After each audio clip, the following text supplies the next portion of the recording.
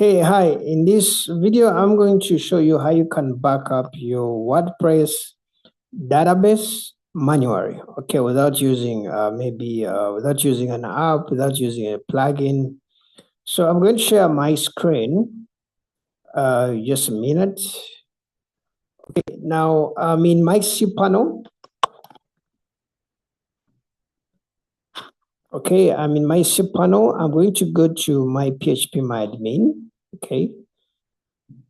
When you're at your phpMyAdmin, you're going to choose on your left side, you're going to, if you have multiple databases, you can click on that plus, okay? It will bring the different databases that you have. So let me say I'm backing up this. So let me click on it. When I click on it, you're going to click on export. When you click on export, you're going to click on export again, okay?